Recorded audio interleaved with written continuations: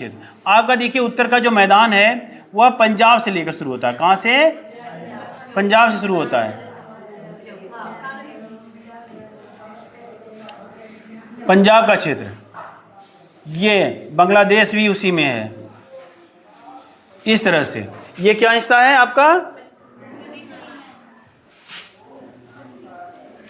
उत्तरी मैदान।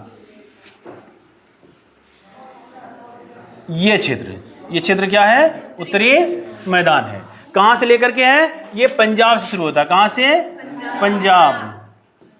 पंजाब से लेकर के यहां, जिसमें उधर से चलेंगे तो आपको हरियाणा, दिल्ली, फिर इसके बाद उत्तर प्रदेश, बिहार, पश्चिम बंगाल, असम और इसके बाद ये बांग्लादेश का हिस्सा। ये पूरा का पूरा क्या है? उत्तर का मैदान है। यह उत्तर का, इसमें किससे निर्मित है?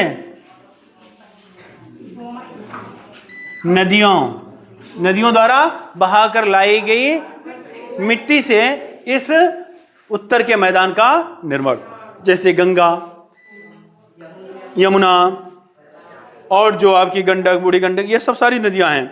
ये सब मिलकर के इसका निर्माण किए हैं। जो जब इस समय हो रहा था उस समय उनसे बहाकर या जो कंकड़ पत्थर, जो मिट्टियां लाई गई हैं, वो जब यहाँ फैला दी गई मैदानों में, उसी से इसका निर्माण हुआ है, जिसे जलोढ़ मृदा कहते हैं। अब यह दो प्रकार की होती है, बांगर और खादर। क्या होती है? बांगर और खादर, दो तरह की, बांगर और खादर।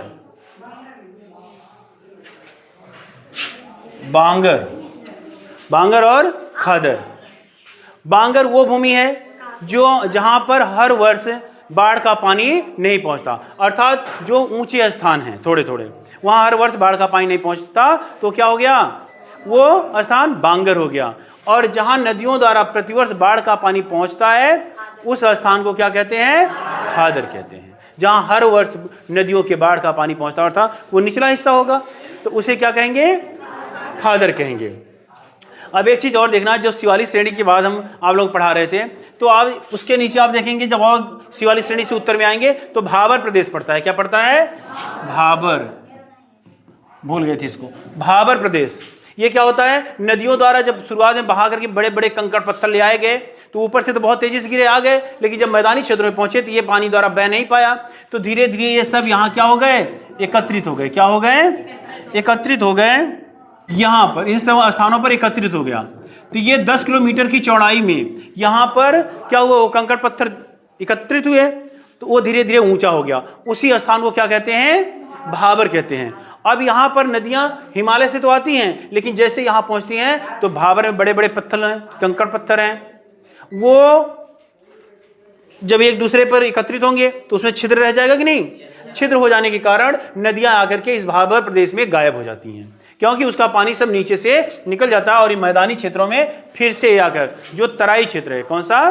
तराई क्षेत्र। इस भाबर क्षेत्र के बाद आता है तराई क्षेत्र। तराई क्षेत्र, तो ये तराई क्षेत्र है। तो यहाँ आकर नदियां फिर से ऊपर आ जाती हैं, उनका पानी फिर से जमीन पर आ जाता है और ये पूरी तरह फैल जाता है। और फैलने के बाद यहाँ दलदल का निर्माण कर लेते हैं। किसका? दलदल का निर्माण हो जाता है, छोटी छोटी झीलों का निर्माण हो जाता है। इसीलिए यह क्या कहलाता है? तराई क्षेत्र कहलाता है। ठीक है। तराई क्षेत्र में मच्छर बहुत लगते हैं। क्यों? क्योंकि वहां सदैव नमी ज्यादा रहती है, इसलिए वो वहां पे क्या? मच्छर का प्रकोप ज्यादा होता है। कहां पे? तराई। ये भाबर के बाद ये तराई वाला क्षेत्र। तराई के बाद आपका समतल मैदान शुरू हो जाता है, जो हम आपको ये बता रहे थे। तो यह मैदान किससे निर्मित है? जलोढ़ मृदा द्वारा, ठीक, जो नदियों द्वारा बहाकर लाया गया है। इस मैदान बहुत उपजाऊ है। यह मैदान क्या है? बहुत उपजाऊ है। इसमें भारत की 40% जनसंख्या निवास करती है। क्यों? क्योंकि उपजाऊ होने के कारण यहाँ खाने पीने की, पानी की अच्छी सुविधा है, आने जाने की अच्छी सुविधा है, ट्रेनों का जाल बिछा हुआ है, सड़कों का जाल बिछा हुआ है, इसलिए बहुत ही उपयोगी है मनुष्यों के रहने के लिए। इसीलिए यहाँ भारत की 40% जनसंख्या निवास करती है। अब यहाँ पर अनाज उत्पादन के रूप में, जैसे मुख्य रूप से चावल, गेहूं, गन्ना और जगह जगह पर बाजरा, ज्वार, हर प्रकार के अनाज यहाँ उत्पादन होते हैं। ये ऐसा स्थान है जहां हर प्रकार के अनाज आपको उत्पादन में मिल जाएंगे। लेकिन मुख्य रूप से क्या, चावल, गेहूं और गन्ना, ये मुख्य रूप से होते हैं। होने के लिए तो बहुत सारी चीजें। तो ये क्या छेदन है, ये आपका कौन सा हो गया, उत्तर का मैदान हो गया।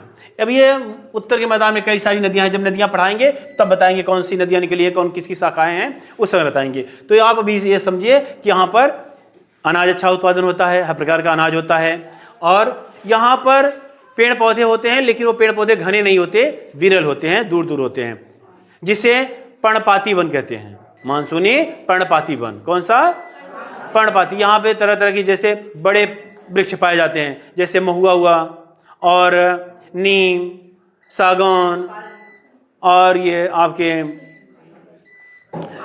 बबूल, ये सब, आम, आंवला, इस तरह के पेड़ पौधे यहाँ पे पाए जाते हैं।